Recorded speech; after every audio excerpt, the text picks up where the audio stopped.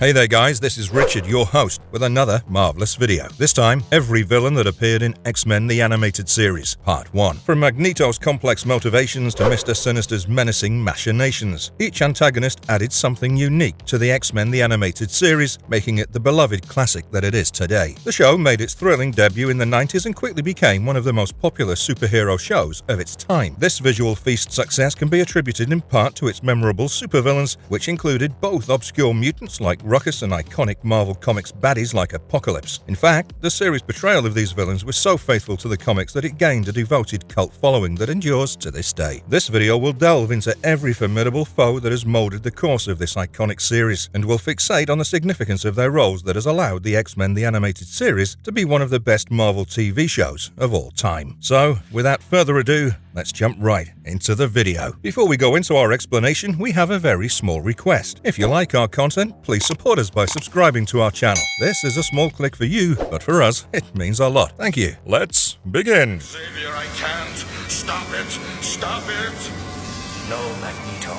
Magneto. From X-Men comic books to the X-Men Animated Series, the Chronicles of Magneto remains powerfully spellbinding and extravagant throughout. Magneto plays a significant role in the series, which is clear from his first full appearance in the Enter Magneto episode that carefully maps his origin history and his complex relationship with the X-Men crew, where he's depicted as a powerful mutant who believes that mutants are the next stage of human evolution and should be allowed to take their rightful place as the dominant species on Earth. It takes quite a deal of tragic experiences for him to garner this aversion toward the human race, which killed his entire family in a military invasion in his country. Before this incident, Magneto was Magnus. But after his mutant power revelation, his anger only grew, and he decided to overthrow human society with his legion of followers. The series portrays Magneto as a formidable opponent and an old enemy of Professor Charles Xavier. Magneto believes that although the X-Men are very well trained, Xavier has betrayed his own kind by siding with the humans. In the episode of Deadly Reunions, Magneto challenges Xavier and offers him one final chance to join him in creating his new age of Homo Superiors. But Xavier turns him down. When forced to relive his childhood trauma, Magneto flees the scene. This guy strongly believes that one day will come when every mutant will understand the gravity of his vision. In general, he's shown as a charismatic character with heavy dominance over magnetokinesis. His impeccable leadership skills definitely put him in the driver's seat for taking charge as the main antagonist. Apart from all this, he's well versed in ferrokinesis, magnetic force fields, and magnetic blasts. He's absolutely self-sufficient in taking over the entire team of X-Men, and is a colossal pain in their ass with his commandeering presence. Overall, Magneto is the kind of guy who demands to be heard and wreaks havoc when dismissed.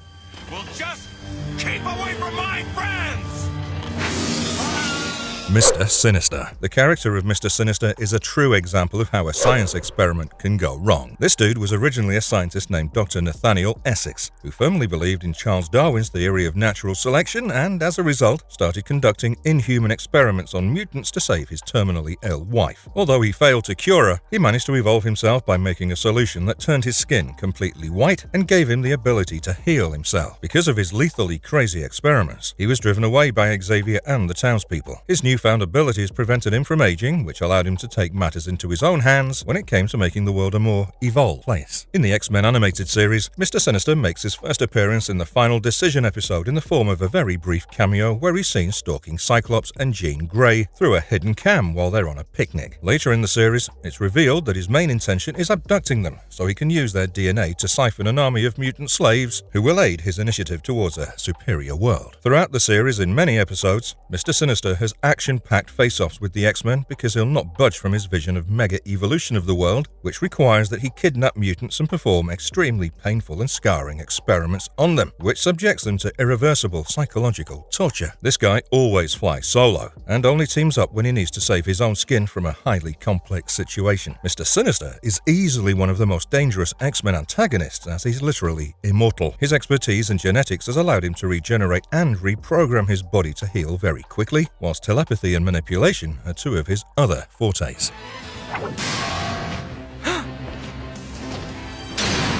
The Sentinels. The Sentinel is a robot designed by Henry Peter Gyrich and Bolivar Trask of the Mutant Control Agency to capture, fight, and police mutants. It was Master Mold who made this gigantic mutant-killing robot. They disguised themselves as an agency for mutant registration and gathered information about mutants who were later kidnapped by the Sentinels on order. The X-Men had a very hard time stopping this mutant-killing machine and could only end his tumultuous reign after teaming up with Magneto. Now, this guy makes his first appearance in the Night of the Sentinels story arc, where he's seen as a giant robot with blazing eyes, wreaking havoc and stomping through the city, targeting a newly transformed teenage mutant named Jubilee. He almost gets a hold of her until he's intervened by two other mutants named Storm and Rogue, who do their best to stop him but are blown away by a massive energy blast. It's Cyclops who shoots the gigantic robot with a glare of red energy from his visor, which beams through its body, decapitating it. Later, when the X-Men attack the headquarters of the Mutant Control Agency to save themselves from mutant extinction, it's revealed Henry and Bolivar aim to make an army of Sentinels to rid the world of all mutants, as, according to them, mutants are highly dangerous and evil. The story arc is mapped with a very heated fight between the X-Men and the army of Sentinels, who are later labeled as experimental robot policemen by the President. As iconic and power-packed as their entire fight is, it comes with the great cost of Beast being arrested and Morph being overpowered by too many of them. The Sentinels are specially designed to scan and detect mutants as powerful robot policemen. They're extremely durable, blast heavy lethal energy, and can even fly, despite their gigantic body.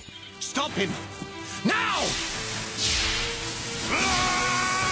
The Hellfire Club. In the X-Men animated series, the Hellfire Club is primarily portrayed as a group of villains who seek to control the world through political and economic means. Here, the Hellfire Club is a secret society composed of wealthy and powerful individuals who use their influence and resources to advance their own interests and manipulate world events. The Hellfire Club's leadership consists of a group of mutants known as the Inner Circle, who possess various superhuman abilities. The most prominent members of the Inner Circle are Sebastian Shaw, Emma Frost, and Donald Pierce. Now, Sebastian Shaw has the power to absorb kinetic energy and use it to enhance his physical strength and durability, while Emma Frost is a powerful telepath who can read minds and project her thoughts into the minds of others. And lastly, Donald Pierce is a cyborg with enhanced strength and endurance. Throughout the series, the Hellfire Club is involved in various schemes and plots, including an attempt to take over the world's government and manipulate the stock market. They also seek to recruit powerful mutants to their cause, including Jean Grey and her alter ego, the Phoenix, to become their Black Queen. Overall, the Hellfire Club serves as one of the primary antagonist organizations in the X-Men animated series, representing the corrupt and manipulative forces that the X-Men must overcome to protect the world.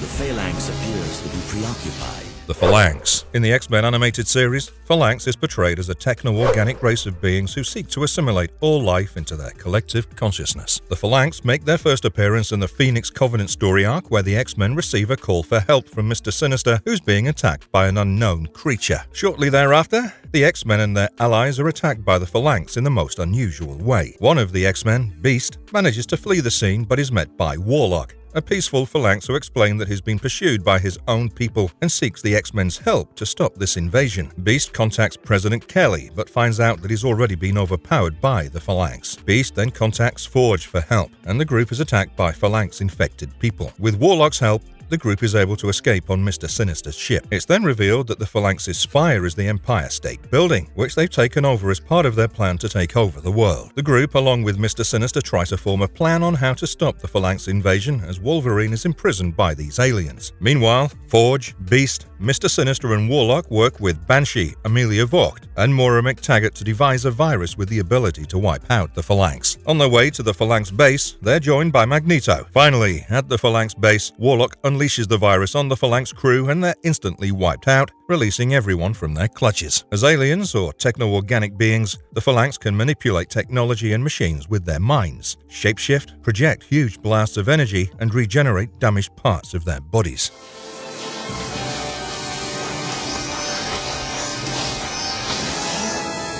Omega Red. Arkady Rossovich, infamously known as Omega Red, is one of Wolverine's arch-nemesis and one of the most deviant maniacs in X-Men the Animated Series. He was made into a living weapon by Soviet Union generals using the same super soldier serum that was used to create Captain America. He also battled Team X amidst an ongoing Cold War before being completely frozen using cryogenic sleep. After the disintegration of the Soviet Union, a few radicalistic generals planned to release him so they could take back their sovereign nation and reform their union. Omega Red Red acquired the Republic's capital through blitzkriegs, whilst condemning the rest of the survivors to gulags. He even murdered the members of the Russian parliament to gain control over the Soviet Union for himself, showing his extreme form of antagonism. Omega Red struck heavily on the combined crew of the X-Men and Colossus. He even threatened to murder Illyana Rasputin by slowly depleting her life force with a vicious smile on his face, showcasing his depravity. Despite his defeat at the hands of Storm and Colossus, Omega Red was again released by the US military and assigned a mission to invade a nuclear submarine sunk in the Pacific Ocean. However, Omega Red's true intention was to destroy 15 large cities of the world and get his vengeance on the X-Men for the tortures they put him through. Luckily, Beast and Rogue stopped him.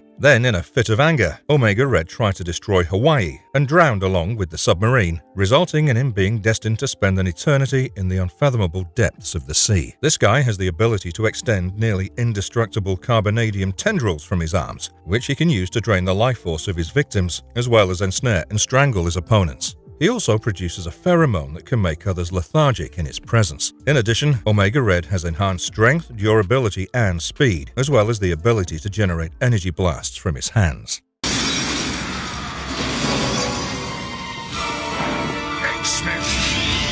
Apocalypse. Coming to the most powerful, evilest, and supreme antagonist of the X-Men animated series, the Apocalypse doesn't just make life hard for the X-Men, but for the entire world. This evil entity creates a device using his advanced knowledge, which can turn mutants into horsemen. He brainwashes them to aid his cause to destroy the current world and create a new one in his own image. Angel and Mystique are two of his most powerful horsemen. Now, En-Sabah-Nur, or Apocalypse, is obsessed with the concept of the survival of the fittest and seeks to purify the mutant gene pool by eliminating the weak and the unworthy. He's willing to sacrifice anyone, even the most powerful psychics, to collapse time and recreate reality as he sees fit. This omniscient antagonist also possesses immortality and can rejuvenate himself every century, which makes him kinda unstoppable. Apocalypse is a master manipulator since he can alter his appearance and voice to fool even the most astute observers. Although this megalomaniac successfully keeps his true intentions hidden, he's ultimately overruled by the X-Men crew who thwart all of his conspiracies, freeing everyone under his trance. While he's banished to the astral plane at one point, he still manages to return to Earth and continue his quest for domination.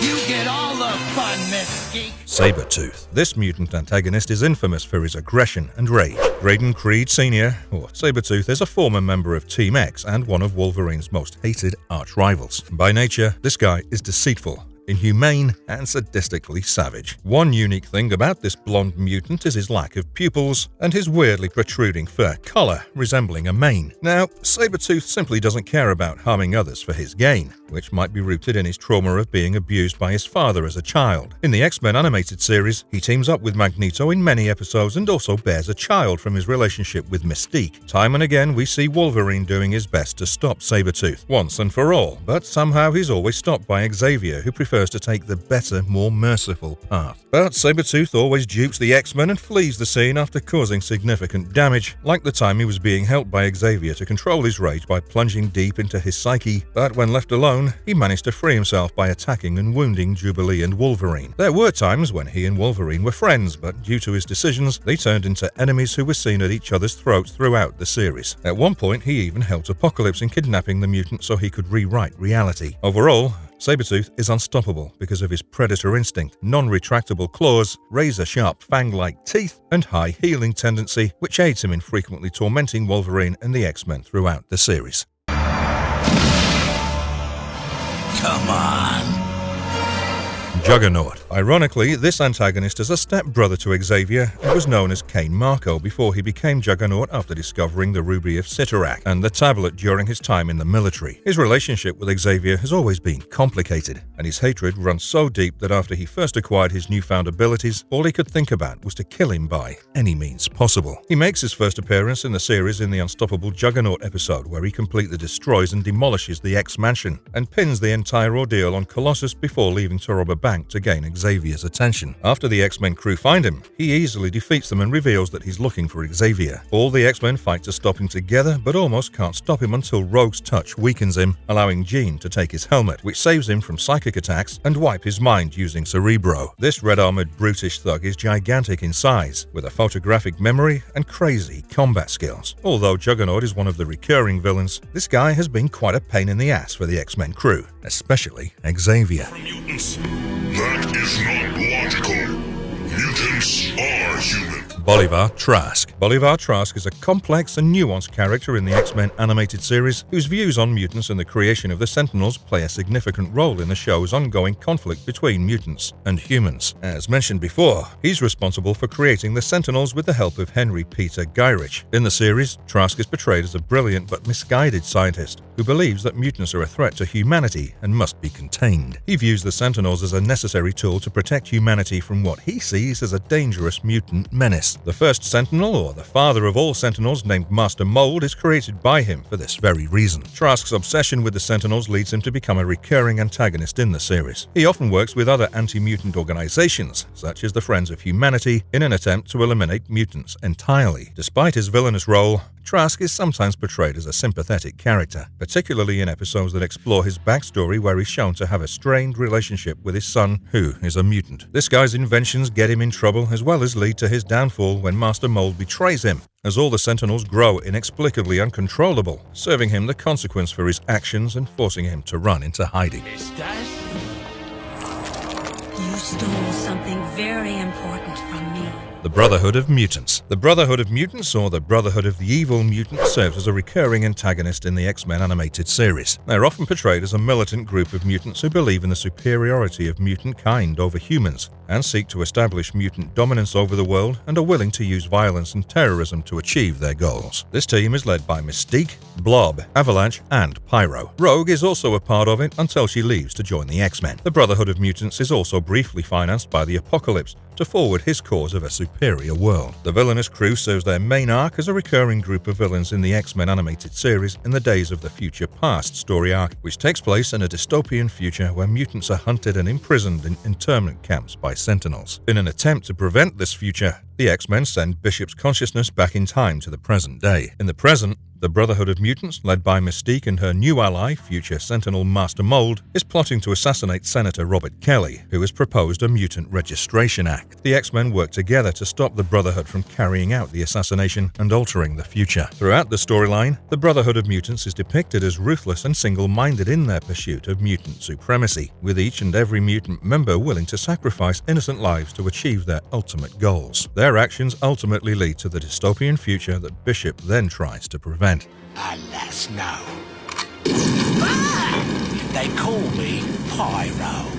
Pyro. This mutant's antagonist appears in a total of 6 episodes in the X-Men animated series. Pyro is popular for his villainous arc with the Brotherhood of Mutants, where he's depicted as a hot-headed Australian mutant with the ability to manipulate and control flames. His character really unravels in the Slave Island episode when he's captured and enslaved on an island by the mutant-hating organization known as Genosha, which imprisons mutants and forces them to work in mines and factories to produce goods for the rest of the world. It portrays his character in a rather sympathetic light, as his time on the island has left him weakened and sick. But Pyro's role in the series is primarily as a henchman for the Brotherhood of Mutants, serving under the leadership of Mystique. In the Days of the Future Past episode, he works alongside other members of the Brotherhood, including Blob, Avalanche, and Toad, to carry out their plans for mutant supremacy and to oppose the X-Men. He plays a major role in the Brotherhood's plan to assassinate Senator Kelly and alter the future. Pyro's powers are a significant asset to the Brotherhood, and he often uses his abilities to create fiery distractions or to attack his opponents with powerful blasts of flame. His fiery personality and loyalty to the Brotherhood make him a formidable opponent of the X-Men, and he remains a recurring villain throughout the series. The other side of your chubby face. Blob. Blob serves as a recurring antagonist in the X-Men animated series, providing a physical challenge for the heroes to overcome while also serving as comic relief with his exaggerated mannerisms and constant hunger. Blob was another recipient of the tortures faced by mutants on Slave Island. He was lured in with hopes of a safe haven for his kind, but unfortunately fell prey to the slavery at Genosha. As a member of the Brotherhood of Mutants, Blob believed in mutant supremacy and opposed the X-Men's idea of mutants coexisting with humans. He makes a brief appearance in the Days Days of the Future Past episode alongside other members of the Brotherhood led by Mystique in their attempt to assassinate Senator Kelly. However, he's quickly defeated by Wolverine and isn't seen again for the rest of the episode. Often portrayed as a bumbling, inept villain who's easily manipulated by his more cunning teammates, Blob's presence is relatively insignificant as a member of the Brotherhood, serving to highlight the group's continued opposition to the X-Men and their mission to protect mutants and humans alike. Overall, this antagonist is depicted as a large, strong mutant with an insatiable appetite. Blob has the ability to increase his density, making him nearly invulnerable to physical harm. This also makes him extremely heavy, allowing him to anchor himself to the ground and resist being moved by any force, posing a lethal threat to the crew of X-Men. Apocalypse Machine make him L'Ange du Mort, the Angel of Death. Archangel. This guy is one of the OG members of the X-Men crew before he becomes one of the series' short-term villains. Archangel, previously known as Angel during his X-Men days, he tested being a mutant to the point that he financed research to find a cure for mutancy. But that went horribly wrong as the research scientist Dr. Gottfried Adler was originally Mystique under Apocalypse's trance. So after Angel underwent the surgery, it turned him into Archangel, one of the four horsemen of the Apocalypse. Angel's soft, lush feathers were turned into cold metallic planes from the said cure. It was the X-Men who came to his rescue after defeating the Horsemen. Through him, Apocalypse carried many inhumane and diabolical plans which haunted him for an eternity after Rogue managed to consume all the evil out of him. It's worth mentioning that Angel despised Apocalypse for what he'd put him through and became obsessed with seeking revenge. He spent his vast fortune trying to learn the secret of how to defeat Apocalypse. However, Apocalypse duped Angel into thinking that piercing a specific spot on his neck could make the evil entity vulnerable. The X-Men intervened in the battle and almost managed to defeat Apocalypse, but Angel remained determined to see the day when he could take down his former master. This demonstrated his unwavering commitment to his mission and his deep-seated desire for justice and vengeance. As an antagonist, his character arc was only a problem for the X-Men when he was in Apocalypse's trance.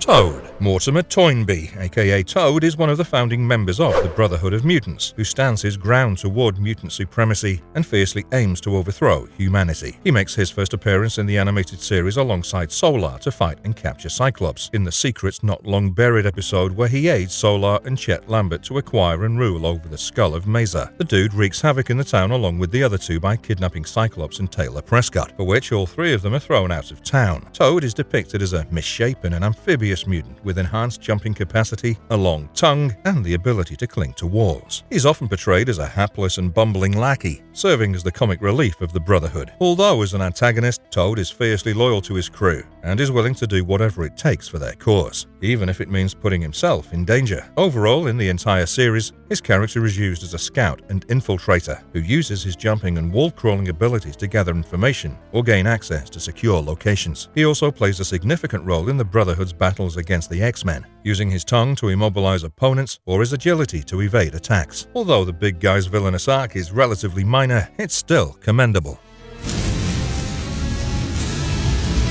Farewell, interloper. Solar. Bill Braddock, aka Solar, makes his only appearance in the X-Men animated series in the Secrets Not Long Buried episode, as one of the main antagonists where he invades the town of Skull Mesa, created by Dr. Taylor Prescott as a safe haven for the mutants of the world. As mentioned before, he's aided by Chet Lambert and Toad to kidnap Taylor and put him in a cryogenic suspension after they discover Prescott's gold mine. All humans are debarred from Skull Mesa, and any new strangers on the premises meet the same fate. When Cyclops visits Skull Mesa in search of Prescott, Solar warns him to leave, but he doesn't listen. Later, it's revealed that Solar is the one responsible for causing Cyclops to lose his optic blasts. Throughout the episode, Solar and his men are shown to be in conflict with Cyclops and the other mutants who seek to overthrow them, but all of them are ultimately defeated by a revolt of all the mutant residents of Skull Mesa, led by Tusk and Cyclops. As the episode's primary antagonist, Solar is shown to be a ruthless and cunning mutant who serves as the driving force behind the conflict that the X-Men and the mutant residents of Skull Mesa must overcome in order to restore peace and justice to the town. Overall, in the series, Solar is shown to have the power of controlling and manipulating solar energy. He can create intense heat and light beams from his body, which he uses as a weapon against his enemies. If that's not enough, the dude can also fly to absorb energy from the sun in order to increase his powers. You said you had a gift for me. Mystique. Now, this character is rather morally ambiguous, as Raven Darkholme, aka Mystique, has been both a villain and an ally to the X-Men at different times in the series, and her actions have often been driven by her own personal agenda. Mystique is a key player in the series as the leader of the Brotherhood of Mutants and has worked for various villains throughout the series, including Apocalypse, Magneto, and Mr. Sinister. She has a history of framing other mutants for her crimes, such as when she attempted to assassinate Senator Robert Kelly and framed Gambit. She has also been one of Apocalypse's horsemen and committed many heinous crimes under his trance. Despite her villainous actions, Mystique's relationships with her children are intricately explored in the series. She has a strained relationship with Nightcrawler, who was abandoned by her as a baby, but she later attempts to make amends with him in the series. Her relationship with Rogue is particularly complex, as she's Rogue's adoptive mother but also manipulates her into taking orders. Mystique teaches Rogue how to use her powers and convinces her to absorb the powers of Ms. Marvel, which leads to Rogue's struggle with her own identity. Throughout the series, Mystique attempts to win Rogue back after she leaves the Brotherhood. She even uses her shape-shifting abilities to take the form she had when she first adopted Rogue, in an attempt to manipulate her into returning to the Brotherhood. However, Rogue ultimately rejects her and chooses to fight against her. Overall, Mystique is a complex and compelling character in the X-Men animated series, alongside being a formidable opponent to the X-Men crew for cunning intelligence and impeccable shape-shifting skills.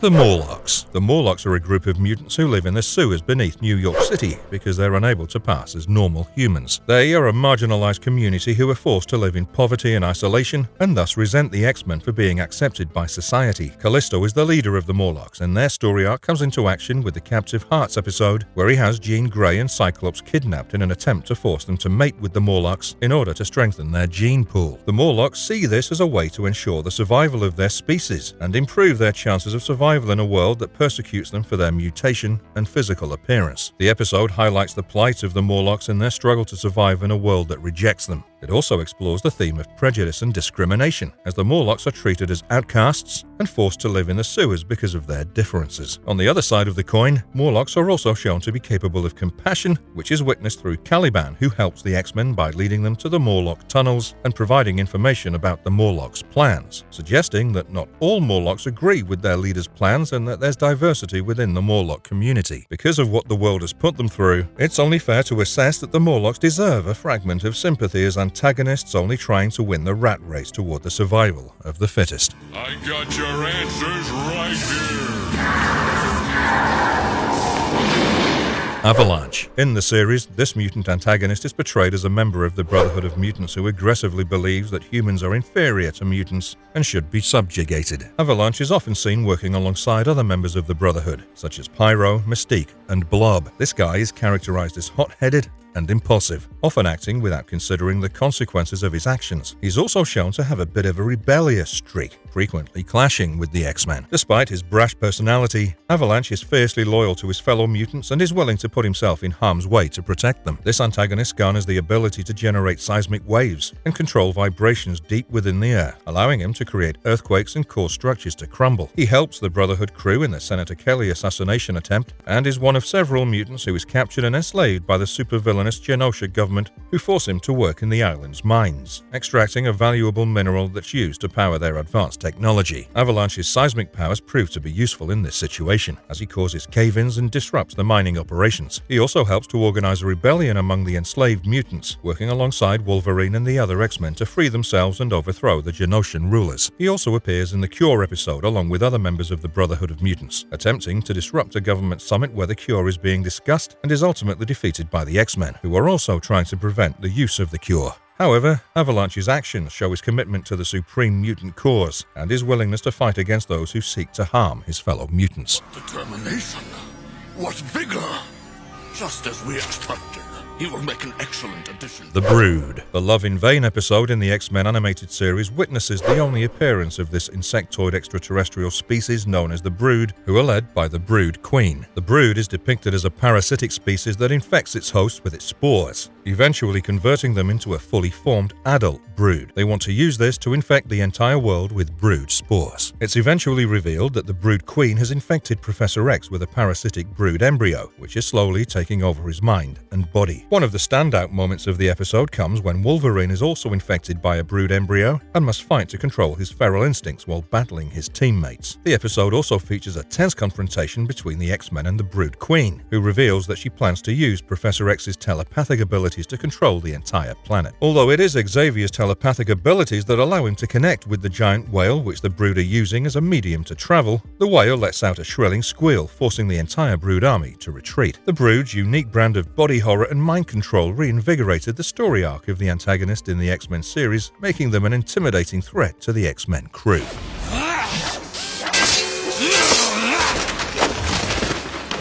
The Reavers. The Reavers are a team of cybernetically enhanced mercenaries who seem to be humans but have extensive mechanical enhancements in their bodies, granting them superhuman strength and abilities. This antagonistic crew makes their first appearance in the Out of the Past story arc of the X-Men animated series, where they're led by Lady Deathstrike, the infamous cyborg assassin. In this plotline, Lady Deathstrike and the Reavers are chasing the Morlocks to retrieve what they believe will lead them to alien treasure. They engage in a firefight with the Morlocks and the X-Men, leading to the destruction of the Morlock base. Their actions jumpstart a chain of several events where they're faced with an alien bad guy named Spirit Drinker. Overall, the X-Men animated series portrays the Reavers as ruthless and violent enemies with a striking sense of agility, durability, and reflexes, firing on the X-Men and attempting to use Wolverine to open an alien spaceship that they believe contains valuable treasure that will essentially benefit their crew. Their retractable razor-sharp claws made of adamantium give the crew an upper hand, ironically as high-functioning cyborgs. They also have some regenerative healing abilities as witnessed in Lady Deathstrike.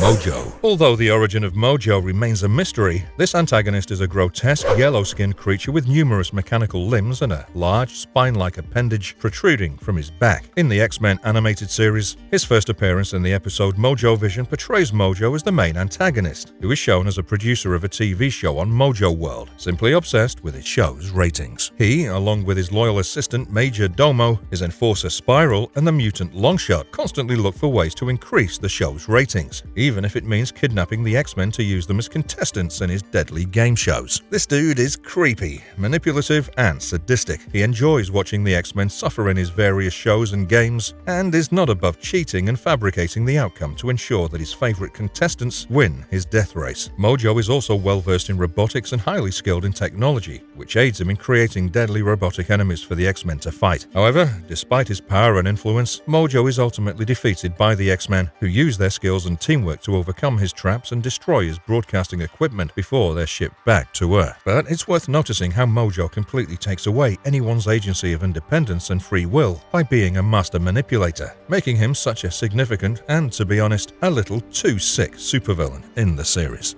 I want a rematch, mutant. Pay-per-view, of course. 50% Spiral. Referring to Mojo Vision again, Spiral makes her first appearance in the same episode as Mojo. Spiral is a six-armed female mutant with incredible agility, strength, and fighting skills. She's also a skilled sorceress and possesses a range of magical abilities, such as teleportation and energy projection. In the series, Spiral is often depicted as a henchwoman of the villain Mojo, serving as his loyal ally and assistant, and is responsible for abducting the X-Men and bringing them to Mojo World, compelling them to participate in Mojo's twisted TV shows. Later in the episode, when the X-Men are trying to escape from their respective shows, Spiral appears again and tries to stop them from shutting down Mojo's broadcasting cameras. She attacks them with her 6 mechanical arms and even manages to capture Wolverine at one point. However, the X-Men eventually overpower her and destroy some of Mojo's equipment, which forces Spiral to teleport them back to Earth. Later in the series, Spiral falls in love with Longshot and, as a result, betrays her alliance with Mojo when Longshot flees from his clutches. As a formidable opponent, Spiral is more than efficient in teleportation, precognition, time travel, and martial arts.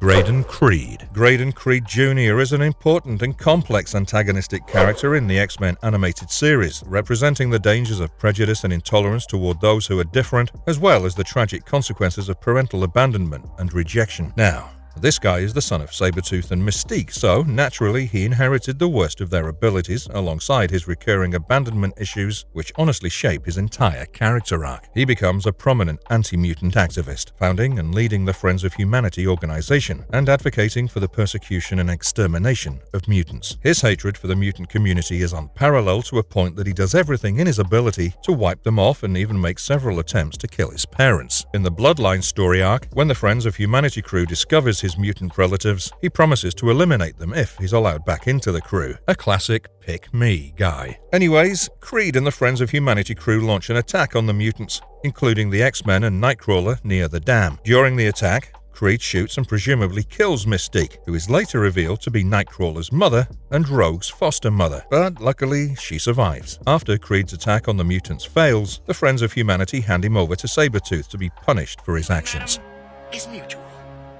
This meeting of the Friends of Humanity High Command. The Friends of Humanity. In X-Men the Animated Series, the Friends of Humanity are portrayed as an extremist anti-mutant organization that seeks to eradicate all mutants, believing them to be a threat to humanity. This crew is led by a group of individuals who are united in their hatred for mutants, with their ranks including politicians, businessmen, and military leaders, which allows them the privilege to be organized and well-funded, with access to advanced weapons and technology. They use their influence to spread anti-mutant propaganda and incite violence against mutants, causing them to organize rallies and stage attacks, which often lead to clashes with the X-Men and other mutant heroes. The Friends of Humanity have been involved in several story arcs in the series, such as the Bloodline and the two-parted Till Death Do Us Apart episodes. In these story arcs, the Friends of Humanity's actions put the X-Men and other mutants in danger, forcing them to fight back to protect themselves and other mutants. The group's leaders, including Graydon Creed Jr. and Senator Robert Kelly, have been portrayed as powerful figures who use their political and social influence to push anti-mutant agendas. They've also been shown to be willing to resort to extreme measures, such as kidnapping and assassinations, to achieve their goals. Their actions have enforced a lot of troubles for the X-Men to deal with, and their fascistic approach has enraged the entire world to pit the humans against the mutants.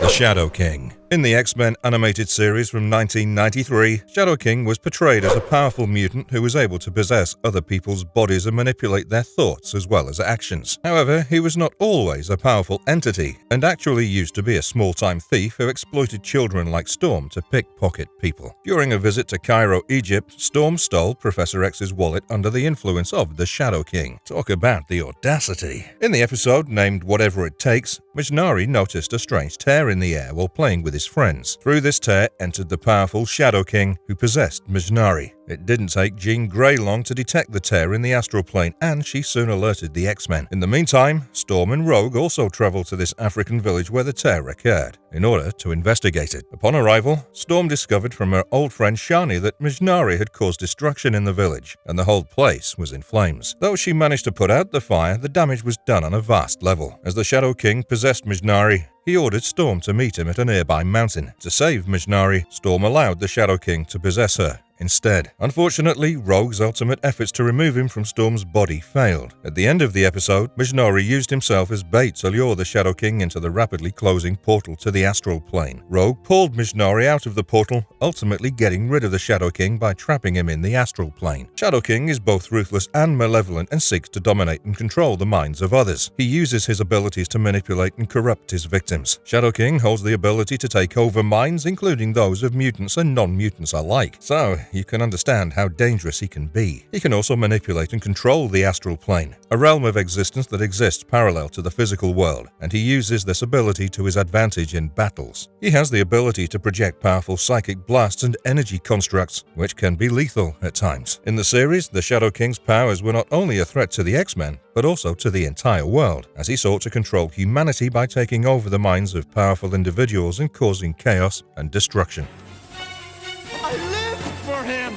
Don't look good, Cortez. The Acolytes. The Acolytes were a group of mutant villains in the X-Men animated series. They were led by Magneto, an extremely well-known character of the X-Men who sought to establish a separate and mutant-controlled society which would be free from human oppression. The Acolytes were a dedicated group of followers who were willing to do whatever it took to achieve Magneto's goals, including resorting to extreme violence. The members of the group were Fabian Cortez, Marco Delgado, Byron Cali, Amelia Vogt, Crone, Joanna Cargill, and Carmela Unascion. In Part 1 of episode Sanctuary, Magneto was seen holding some astronauts hostage and declared a living space for mutants that he'd built on an asteroid. The Acolytes helped Magneto establish this area for mutants in space. They also fought alongside Magneto and the X-Men against the Sentinels on the island of Genosha, where mutants were being captured and used for slave labor. In the second part of the episode, Acolytes chased the X-Men vigorously as they found out that their leader, aka Magneto, had been assassinated. Fabian Cortez held intense hatred towards humans, and he soon turned his back on Magneto. He assassinated Magneto and betrayed him. Not only this, but he also falsely accused members of the X-Men, including Charles Xavier, Beast, and Gambit, of taking Magneto's life. Amelia Vogt saved the day by exposing Cortez's betrayal to the other members of the Acolytes, as well as the mutant inhabitants of Asteroid M. With the ability to extract powers from other mutants, Cortez was pretty dangerous to deal with. He even pretended to heal some mutants while he was really just reading genetic codes in order to cause harm to them. Well, since we're on the topic, let's also take a peek at the abilities of the other mutants, starting with Vogt. Amelia Vogt holds the ability to manipulate electromagnetic fields, allowing her to fly, create force fields, and manipulate metal. Delgado has superhuman strength and durability, as well as the ability to create seismic shockwaves. Chrome is capable of transforming his body into a metallic substance, giving him superhuman strength and durability. He can also merge with other metallic objects. Carmela Unascion holds the ability to generate a psionic field that makes her invisible and intangible to others. Joanna Cargill is another member who holds superhuman strength, speed, and durability, while having quite the expertise in hand-to-hand combat. And lastly, Byron Calley holds the ability to manipulate probability, allowing him to create random effects such as energy blasts or teleportation. So you can only imagine how powerful a team the Acolytes made when they stood together and were being led by none other than the strongest antagonist of X-Men,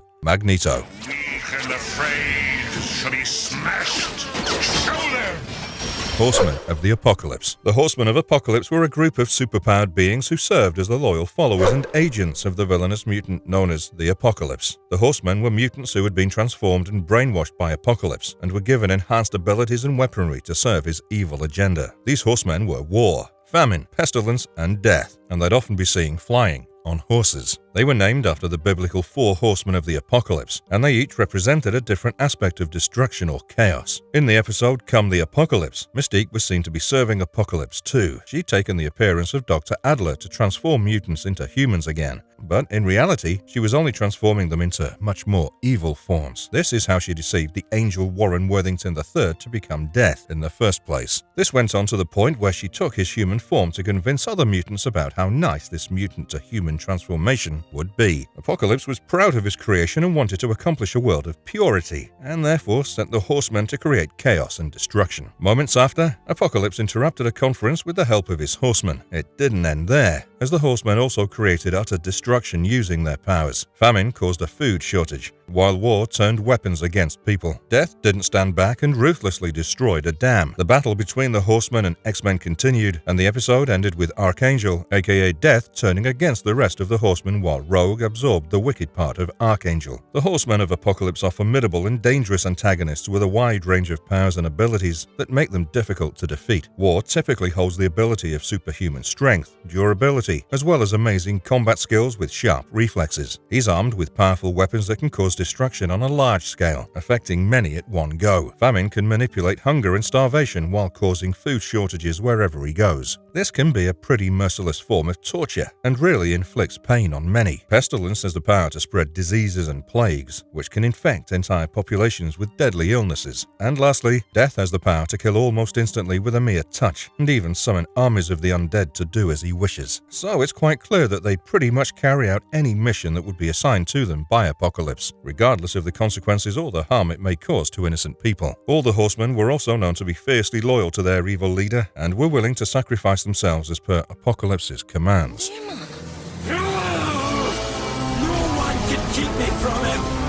Proteus. Proteus was a mutant with reality warping powers who was the son of Moira McTaggart. His real name was Kevin McTaggart, and he was born with the ability to warp reality to his will. However, his powers were so powerful and uncontrollable that they caused him immense pain and suffering. In part 2 of the episode named Proteus, the X-Men did everything in their power to stop Proteus from causing any more harm to anyone. They also soon discovered that Proteus's powers were linked to his emotional state. Throughout the story, he was well determined to find his father, Joseph McTaggart. Despite the attempts of the X-Men and Moira McTaggart to reason with him, Proteus refused to listen to them. He was provoked to the extent that he engaged in a fight against the X-Men again, and he used his reality-warping powers to destroy and reconstruct a building. When Proteus left after the fight, the X-Men hurried to find Joseph before he did. Though the X-Men tried to warn Joseph, he didn't want to listen to them and had utter disregard towards them. It's interesting that Proteus's immense anger and pain fueled his destructive abilities. Anyway, the antagonist found out Joseph was about to give a public speech, and he was quick to reach the location. Despite the X-Men's best efforts to stop him, Proteus succeeded in his mission. Moira also attempted to stop him by threatening him with a laser which could ultimately kill him, but Professor X managed to convince Proteus to let him enter his mind. As the professor did the same, he soothed Proteus's mind and emotions, and that was how Proteus returned to ultimate isolation. Proteus's reality-warping abilities allow him to manipulate matter and energy at a molecular level, essentially reshaping reality whenever he wishes. This power is incredibly potent, making him one of the most dangerous villains in the X-Men universe. Additionally, Proteus has the ability to possess and control other people's bodies, allowing him to jump from one host to another and further complicate the X-Men's efforts to stop him. His powers also cause him to consume energy rapidly, and he requires a constant supply of it to sustain his form. As discussed earlier, his emotions and state of mind play a big role in his powers.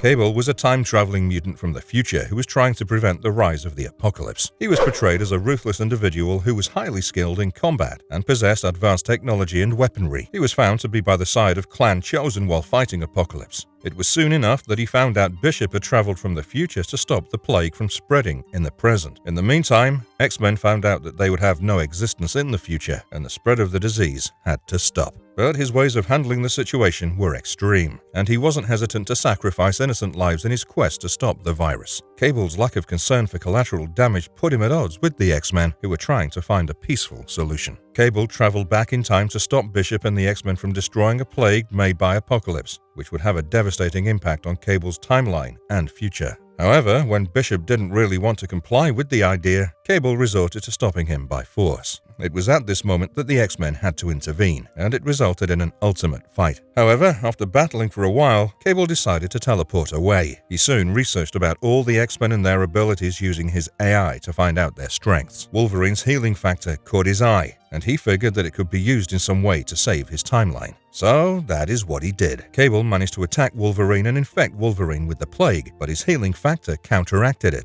Don't worry, Wolverine was eventually safe, but the incident provided Cable with the antibodies he needed to save his own timeline. Ultimately, Cable returned to his own time, finding that everything was restored to how it was before. So, to sum it up, the hinted son of Jean Grey and Cyclops is a skilled strategist and a complicated villain. He holds vast expertise as a marksman and possesses quite a collection of firearms. Cable also has a good grasp of a wide range of cybernetic enhancements that increases his physical abilities. His powers are more on the technological and physical enhancement side, which also includes his iconic cybernetic arm and telekinetically controlled weapons.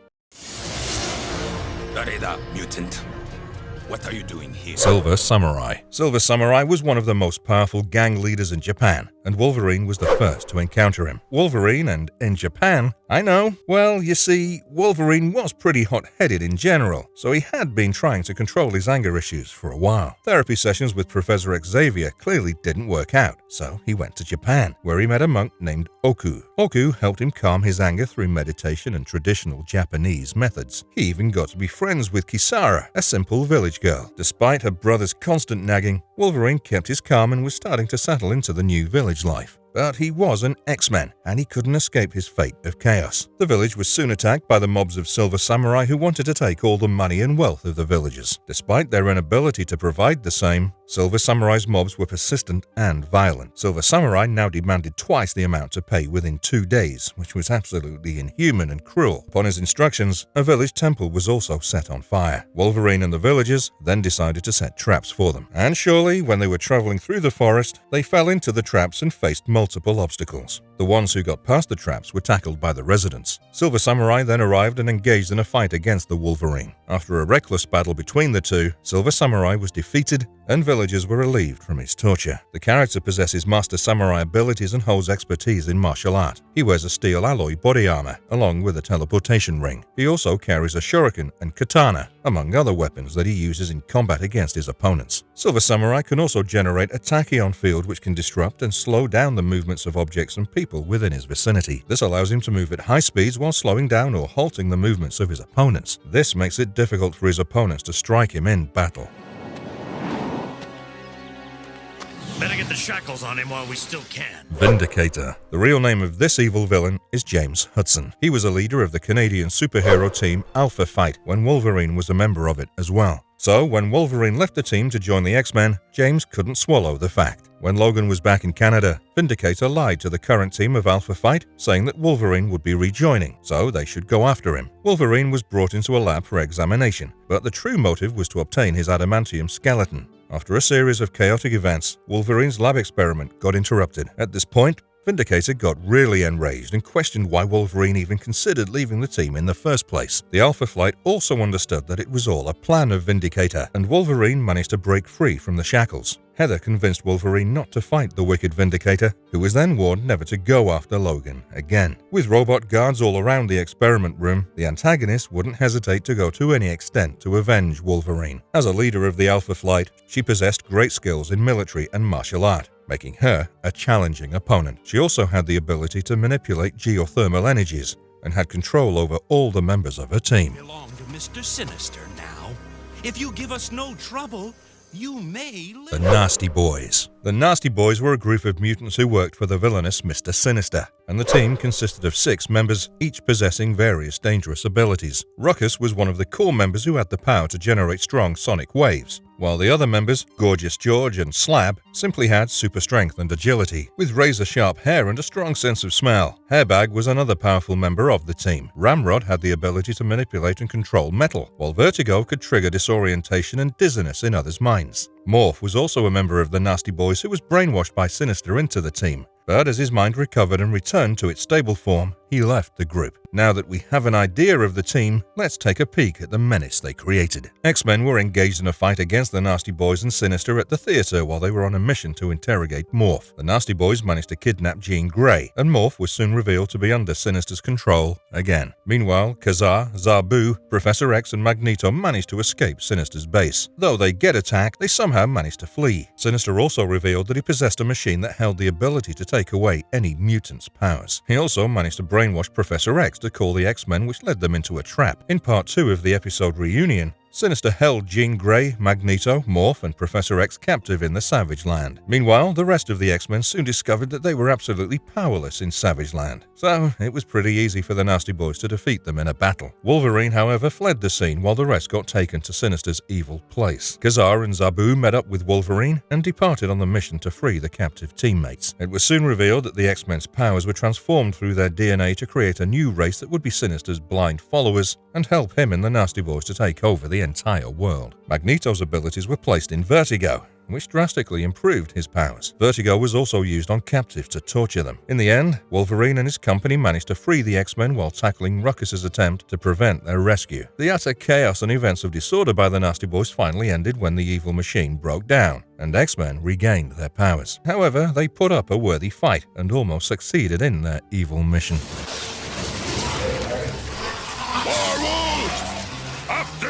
War Wolves. Mojo, the ruler of Mojo World, had artificially created a group of servants with 6 sentience to destroy his opponents. The War Wolves were capable of extracting the life out of their targets only to wear the actual skins. With this ability, they could change their shape and prey on their victims. They were also completely invulnerable to the telekinetic abilities of Rachel Summers, and she was unable to get a hold of them. However, they surely got hit by other objects that were influenced by her telekinetic abilities. The War Wolves have sharp and strong claws that can penetrate through any regular object and skin while engaged in combat. Their sense of smell and eyesight are also more advanced than normal beings. They are dedicated trackers with higher strength levels which work in their favor during any battle. After Mojo captured Rachel Summers by force, she managed to escape, but War Wolves were seen to be chasing her. Phoenix, aka Rachel, defeated 2 of them in combat, and they died as a result of it. The remaining War Wolves took the skins of humans, and one even disguised as a police officer. To lure out the War Wolves and have Excalibur defeat them for good, Shadowcat posed as Phoenix. Although she managed to deceive them, her plan went wrong when they managed to overcome her phasing ability and capture her. While in their den, the War Wolves discovered her trickery and attempted to skin her as well. Luckily, Shadowcat's power reacted strangely to this process, and caused the Warwolf ducks to transform into her instead. After escaping, Shadowcat and Excalibur teamed up together to fight them and eventually managed to defeat the Warwolves. Alright, so now let's take a look at our next villain. Sacred oath. You will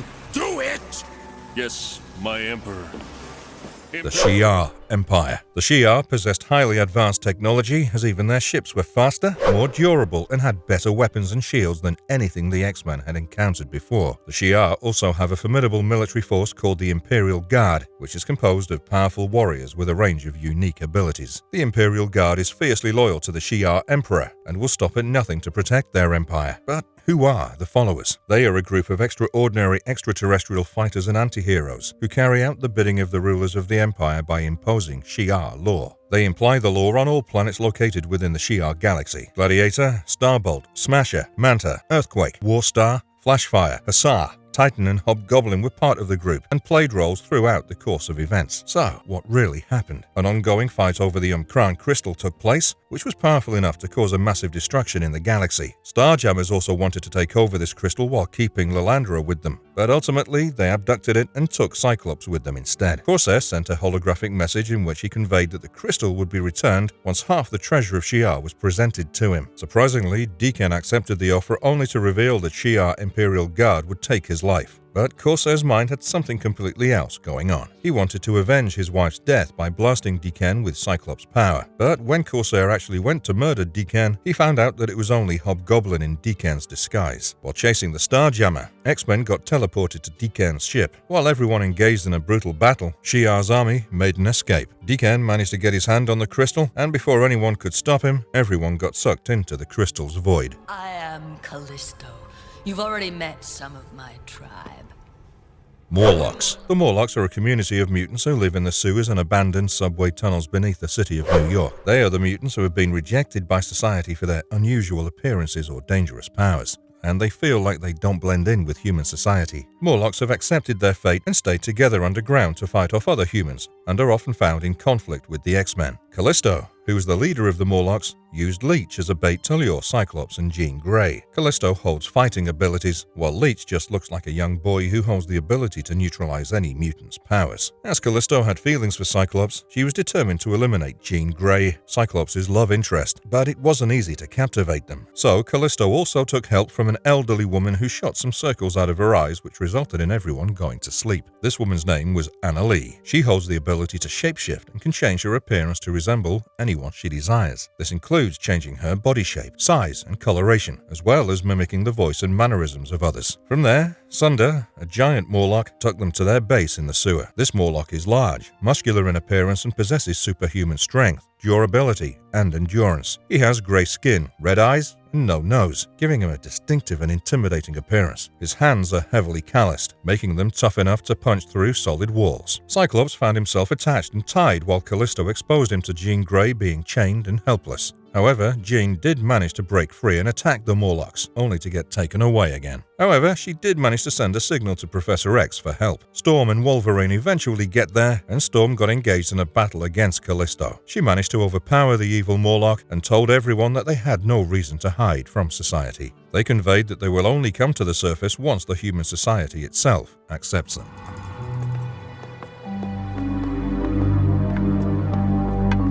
Mastermind. Mastermind's real name is Jason Wingard and is a mutant with the power of illusion manipulation. He holds the ability to project highly realistic illusions into the minds of others, manipulating their perceptions of reality and making them see and experience things that are not there. So, let's dwell to see what wicked role he played against the X-Men. While Jean was in the recovering stage from flying into the sun, Professor X figured out that the Phoenix Force had not really left her. Cyclops, the love interest of Jean, went to see Dazzler, the strong mutant with the ability to convert sound into powerful lightning effects. It was at this moment when Emma and Mastermind manipulated Jean by placing her in a dream world where she was actually married to Mastermind. But her psychic connection with Cyclops was too strong, so she woke up and teleported to the same club as him. She saw him kissing Dazzler and was devastated, thus slipping back to Mastermind's fantasy and ultimately ended up leaving with him. In the meantime, X-Men located her on the premises of Inner Circle Club, where Mastermind and Jean were getting married. Rogue stopped this ridiculous wedding, and the rest of them defeated the Inner Circle Club. Jean ultimately came to her senses and revealed how her mind and body were fully influenced by the Phoenix. Mastermind's illusions were incredibly convincing to Jean, and they tended to fool even the most experienced and powerful telepaths. Mastermind is also skilled in using his powers to manipulate emotions and memories, making his victims believe they're experiencing intense feelings of love, fear, or happiness. He's only used his powers to control and manipulate others for his own benefit, just as he did with Jean.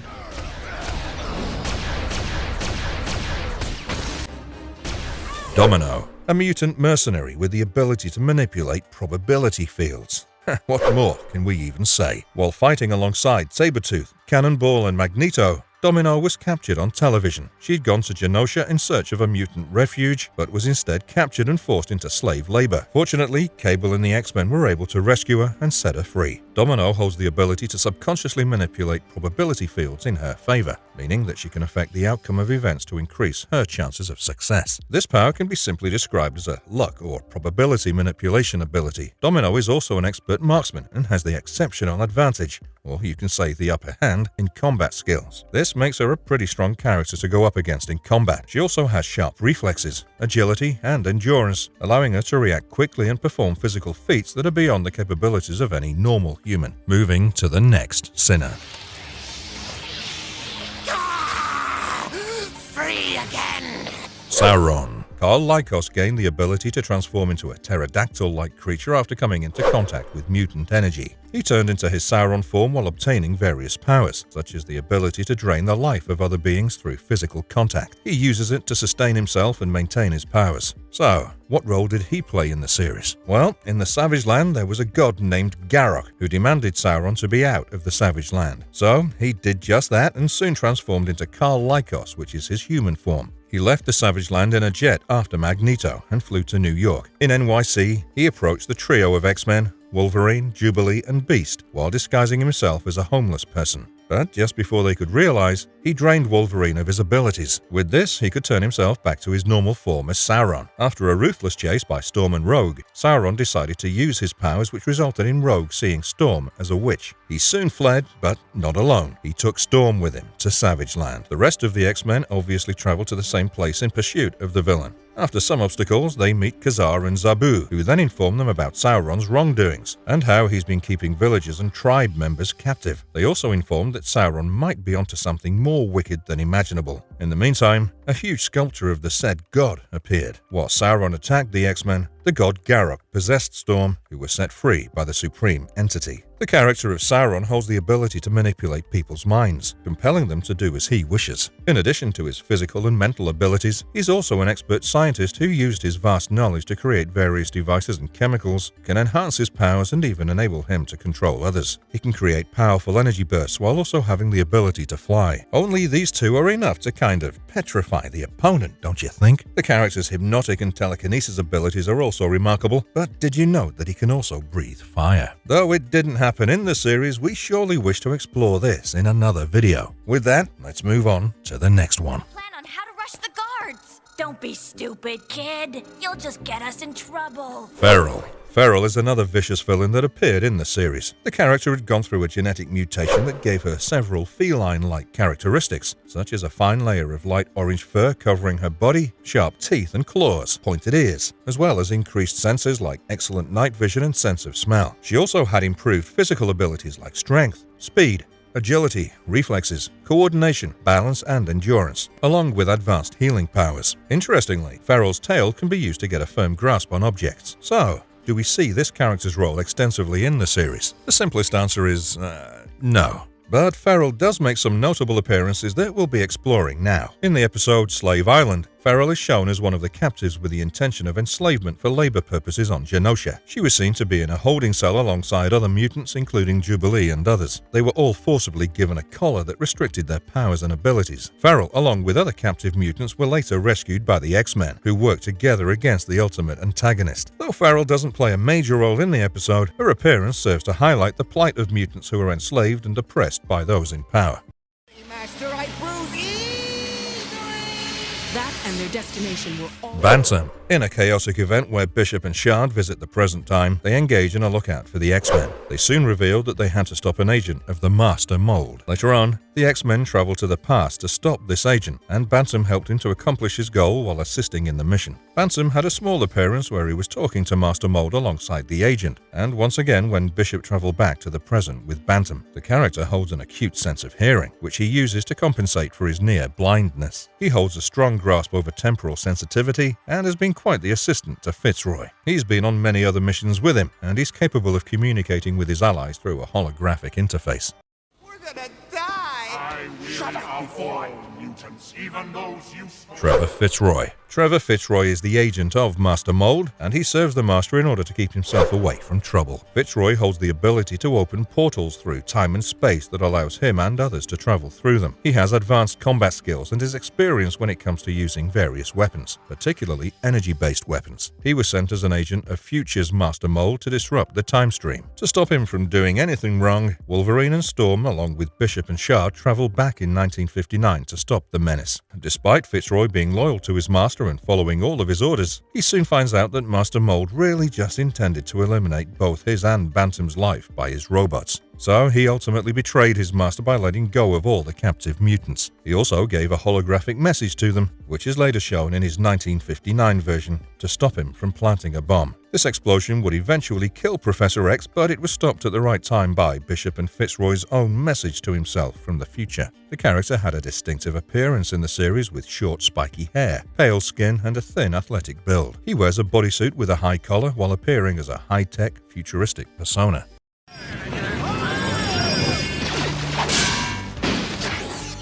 Rictor. This villain is really powerful, as he can create vibrations that can cause earthquakes, avalanches, and other seismic events. He has a firm grasp and control over his powers and can use them to direct the waves toward a specific target. He was one of the mutants who was enslaved, and his powers were taken advantage of by Genosha. His powers are triggered by a physical gesture, such as clenching his fists or stomping his foot. He holds the ability to direct the vibrations and seismic activity in his surroundings and can sense the danger like some sixth sense. Though we only see a brief appearance of the character, his powers were not vastly explored in the series. Alongside his marksmanship abilities, he also possesses the power of chlorokinesis, which allows him to manipulate plant life. Not only this, Rictor is able to manipulate and control lava and molten rock through his magma kinesis powers. His thermal resilience allows him to withstand extreme temperatures and resist heat-based attacks. Pretty cool, isn't he?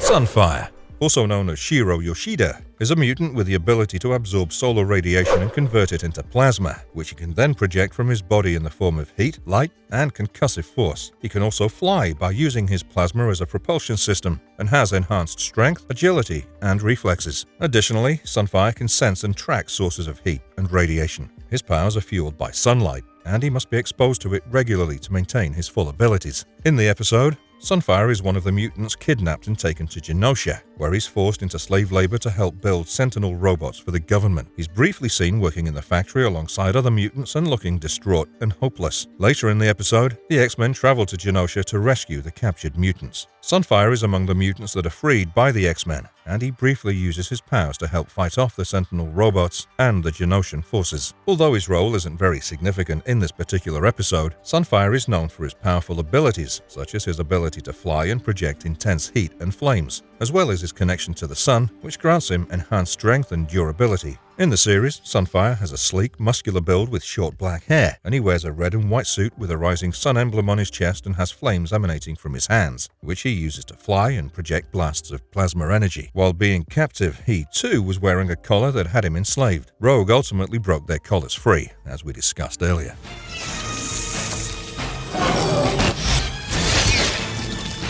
Random. Magneto wanted to establish a living residence for mutants who wanted to be away from human oppression, and Random was one of the mutants who was living on Asteroid M. In the series, he'd been shown to be standing in the background with other mutants during the scene where the X-Men and their allies are discussing the situation on Genosha. Random possesses a body composed of adaptable protoplasm that he can manipulate to take on nearly any form he desires. He can transform his forearms into weaponry that expels solidified projectiles created from his own biological matter. The character's appearance often varies depending on his current form, as his body is made of morphing protoplasm. Next up is Wants to take on Zarda. Typhoid Mary. Typhoid Mary is another villainous character who appeared in the series and has multiple personalities. Her dominant personality, Mary, possesses telekinesis and pyrokinesis, while her other personas, Typhoid and Bloody Mary, have additional abilities such as enhanced strength and agility. Mary holds drastic telekinetic abilities that allow her to move objects with her mind, create force fields, and levitate herself and others. Her mind control powers allow her to manipulate people's thoughts and actions, effectively turning them into her puppets. Her pyrokinetic abilities enable her to generate and manipulate flames, including creating fiery blasts and shields. As her psychic ability is really powerful, it caught the attention of the Apocalypse, and it resulted in her getting captured by him. She was eventually freed with the help of the X-Men. No mutant hater! How can you let this madman destroy his work?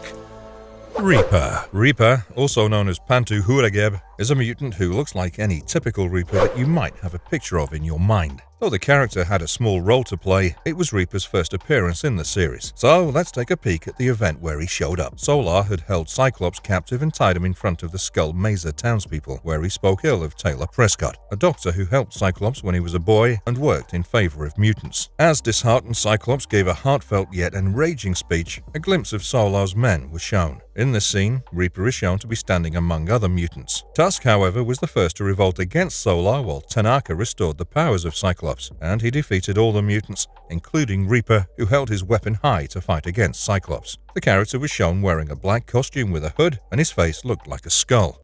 A gift from 2 mutants he helped, just as he helped many of you. Forearm. The Forearm also was a member of the mutant group of Skull Mesa and one of the followers of Solar. In the same incident where Solar had held Cyclops captive, Forearm also made a brief appearance. Cyclops' motivational speech really inspired some of the mutants to really see the true nature of Solar and how Taylor Prescott was only meant to benefit the mutants. The Forearm was motivated to not support Solar in his evil doings and ultimately fought against his mutant army. Can you let this madman destroy his work? Senyaka. Senyaka is another villain who also belongs to the mutant group of Skull Mesa. Following the invasion of the town by Solar and his accomplices, Cyclops' speech motivated Senyaka to stand up and fight against them. Apart from great strength and agility, Senyaka can absorb the life force of living beings by draining their bioelectric energy, causing them to weaken and eventually die. He can also use this ability to heal himself by absorbing bioelectric energy from other sources. Away! The Master will not be pleased. Barbarous. Barbarous has been a resident of Savage Land as well as a dedicated follower of Mr. Sinister, who had taken control of the Savage Land. Sinister had been using his genetic engineering expertise to enhance the abilities and powers of the mutants and manipulate them for his own benefit. When Charles Xavier became stranded in the Savage Land, he was hunted by Sinister and his followers. This also included Barbarous, who, along with Vertigo, managed to capture both Professor Xavier and Magneto. They were ultimately defeated by the X-Men in a fierce battle. With golden hair and a native look, the character's strength and endurance are pretty good. Due to his size and mutation, he makes a pretty strong opponent in combat and can even lift up to 30 tons. That's quite the workout motivation, if you ask me. And with that, we come to the very end of the video. The mutant universe is constantly ever-evolving. The X-Men animated series was really one of a kind as it took superhero storytelling pretty seriously. At the time, most animated superhero shows were geared toward young children and had simplistic plots. X-Men, on the other hand, had complex storylines that dealt with mature themes such as discrimination, prejudice, and government corruption. The X-Men faced some dangerous villains who contributed to these segments. They engaged in various different battles against them while being on a mission to protect mutants and humanity. We've come across classic villains like Magneto, Apocalypse, and Mr. Sinister, to lesser-known adversaries like Sunfire or Reaper. The X-Men animated series showcased a diverse cast of villains with unique motivations and abilities, and through these villainous characters, the series touched on themes of power, morality, and the consequences of actions. While the X-Men have faced many foes in their long history, the villains of X-Men the animated series remains iconic and memorable, representing some of the most challenging and engaging challenges the team has ever encountered. In some events, the villains turned out to be a member of the team while showcasing that every hero goes through some rough days. Do smash the like button if you enjoyed this video, and we'll see you in the next one. Until then, toodaloo! You samurai boy. Fighting the wrong guy, pretty boy. You're looking for me.